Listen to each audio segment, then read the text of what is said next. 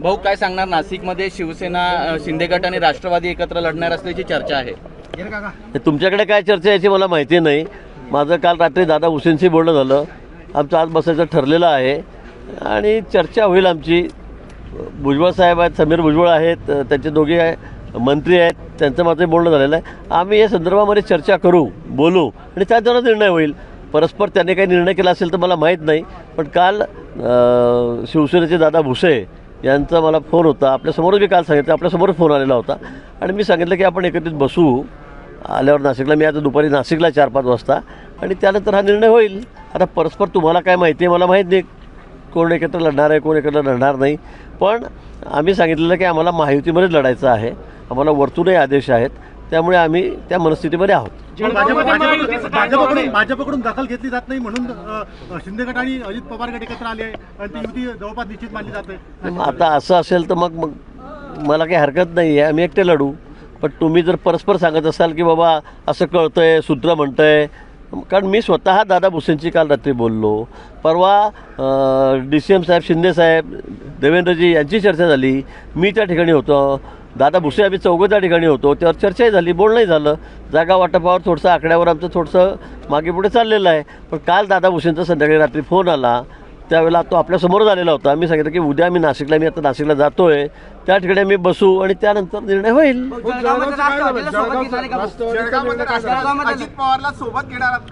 आता मी जळगावात चाललेलो आहे.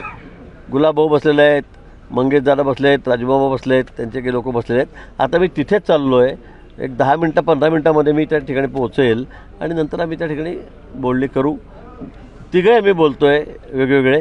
पण मला असं वाटतं की जर सायझेबल आकडा असेल, कारण राष्ट्रवादीला आम्ही कालच सांगितलं की राष्ट्रवादीला आता परत घेतलं तर संख्या आमची खूप कमी होते.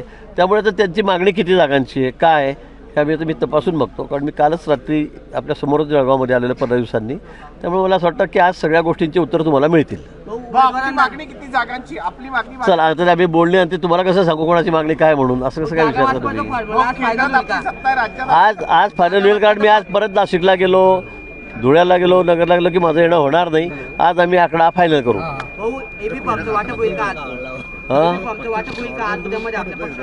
माझे मला असं वाटतं की आधी युतीचं बोलणं होईल, त्यावर जागांचा तोडगा निघाला की मगच करू ना. नाही तर आम्ही एबी फॉर्म देऊन टाकू सगळ्यांना आणि मग ही जागा का तो मागे घे, हा मागे घे, असं करता येणार नाही. एकदा आम्ही जागेचा आकडाच फायनल करू. त्यानंतर नावं कुठे कुठे कोणत्या प्रभागात कोण लढायचं, कुठल्या प्रभागात कोणती जागा घ्यायची, यावर निश्चिती रात्रीपर्यंत होईल, उशिरापर्यंत. आणि मग आम्ही एबी फॉर्म देऊ. राहणार का अदानी कोणाची घराणेशाही म्हणजे एका भाजपाचा एक धोरण आहे, एक व्यक्ती एक पक्षामध्ये एकच तिकीट, पण अनेक जण इच्छुक आहे.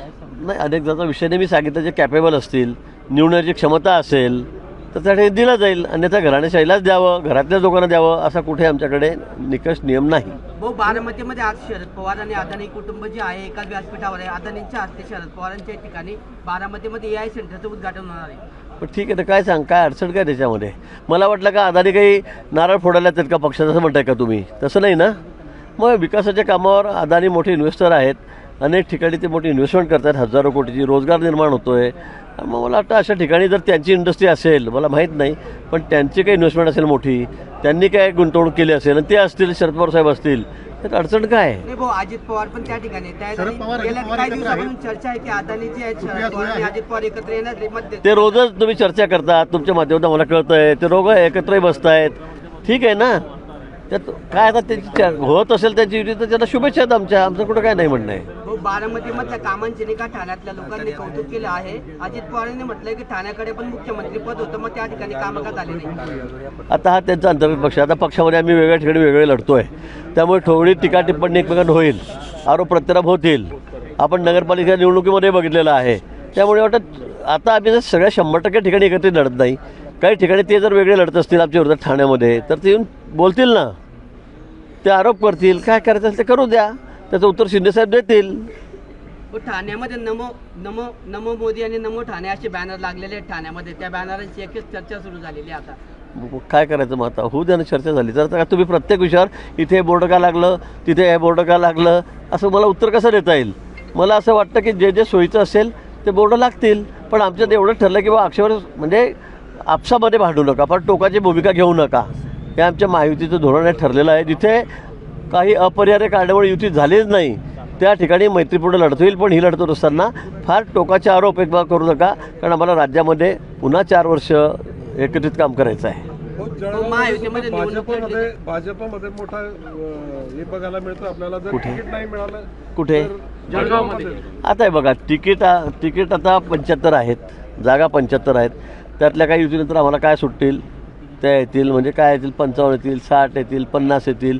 पण जे जागा ज्यांना मिळणार नाही तिकीट, ते कार्यकर्ते आहेत, त्यांना थोडा राग राहणार त्यांच्या मनामध्ये, त्यांना वाईट वाटणार आहे. हे सगळ्या ठिकाणीच आहे का, फक्त जळगावला आहे का? तुम्ही बघता, तुमच्या सगळं तुम्ही दाखवतात काय काय चाललेलं सगळं राज्यभरामध्ये. कोणी कार्यालयाच्या बाहेर उपोषणाला बसतं आहे, कोणी तिथे रात्रभर झोपून बसतं आहे, चाललेलं आहे, आंदोलनं करतायत. मला वाटतं तिकीटं कमी आहेत आणि मागणारे जास्त आहेत. आता आमच्याकडे तिथे 1000च्या वर लोकांनी अर्ज केले, तर काय करणार त्याला? सगळ्यांना समजावं लागेल. आणि मला खात्री अपेक्षा आहे की आम्ही एकदा बोलल्यानंतर समजवल्यानंतर सगळे कार्यकर्ते पुन्हा लगेच झाडून झटकून कामाला लागतील. हे आपण प्रत्येक वेळी बघितलेलं आहे. मुंबई महापालिकेसाठी 207 जागांवर एकमत झाले आहे. भाजप 128 जागा आणि शिवसेना शिंदेगड 79 जागा लढणार आहे. काय माहिती आहे तुमच्यापर्यंत? माझ्याकडे काहीच माहिती नाही. माझ्याकडे इतके कामं इकडचे की मला बाहेर तोड काढायला, बघायला, कान द्यायला, डोळे बघायला जागाच नाही माझ्याकडे कुठे. त्यामुळे मला वाटतं मुख्यमंत्री महोदय आणि शिंदेसाहेब स्वतः तिकडे बघतायत. आणि मुंबई आमच्यासाठी अतिशय महत्त्वाचं आहे, अतिशय महत्त्वाचं आहे. कारण आपण बघता ज्या गतीने आता मुंबई पुढे चाललेलं आहे, डेव्हलपमेंट होते, इन्फ्रास्ट्रक्चरची कामं होत आहेत, ब्रिज होत आहेत, भुयारी मार्ग होत आहेत, मेट्रो होत आहेत, हे आपण बघितलेलं आहे. त्यामुळे मुंबईमध्ये निश्चित मुंबईकर आम्हालाच कौल देतील, महायुतीलाच कौल देतील कुठल्याही परिस्थितीमध्ये. आणि म्हणून मला असं वाटतं की आमचे वरिष्ठ नेते जे आहेत तेच त्या ठिकाणी लक्ष घालतात. महायुतीला रोखण्यासाठी ठाकरे बंधू एकत्र आलेत भाऊ. काय फरक पडतोय मग? काहीच होणार नाही. निकालांची तुम्हाला दिसेल 16 तारखेला काय झालं म्हणून. त्यांचं लोक इतके दुधखोडे नाही आहेत. ही स्वार्थी युती आहे, मतलबासाठी युती आहे. आता मराठी करायचं. 25 वर्ष आपण सत्तेत असताना मराठी माणसाकडे डुंकून बघितलं नाही. तुम्ही आता काय झालं, लोक इतके आता वेडे राहिलेले नाहीत मतदार. ते तुम्हाला तुमची जागा, आता सगळं तुम्ही काही बोला. आता मुंबई चालली, मुंबई गुजरातला चालली, त्याचं पहिला आता हे दारा राहील. पहिला त्यांच्या मॅनिफेस्टोमध्ये हे राहील, मुंबई वाचवा, मुंबई गुजरातला चालली. दुसरं काय, आता कोण मुंबई गुजरातला नेतं आहे? CM साहेबांनी आमच्या सांगितलं आहे, फडणवीस साहेबांनी, की कोणाच्या बापाची तरी हिंमत आहे का? पण ते त्यांच्याकडे मुद्दे काहीच नाही आहे. विकास म्हणून त्यांच्याकडे कुठलंच काही त्याचा दृष्टिकोन नाही आहे. आणि म्हणून त्यांना असे काहीतरी भावनात्मक मुद्दे, मुंबई जाते, मराठी माणसाचं काय झालं, तुम्ही काय केलं इतके वर्ष? मला वाटतं याचं उत्तर त्यांच्याकडे नाही आहे.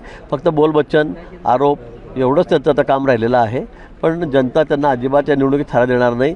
म्हणजे ज्या पद्धतीने नगरपालिकेमध्ये त्यांची हालत झाली, ज्या पद्धतीने विधानसभेत आमदारकीला त्यांची हालत झाली, त्यापेक्षा वाईट परिस्थिती त्यांची राज्यातल्या महापालिकेसाठी होणार आहे. खुर्च्या आहेत, अनेक जण इतर पक्षांमध्ये जाण्याचा धोका ओळखून महायुती ही शेवटच्या दिवशी घोषणा केली जाते का? अरे बाबा, राजकारणामध्ये सुरू असतं, प्रत्येकाला अपेक्षा असते, आशा असते. आपण अनेक वेळेला बघितलं आहे.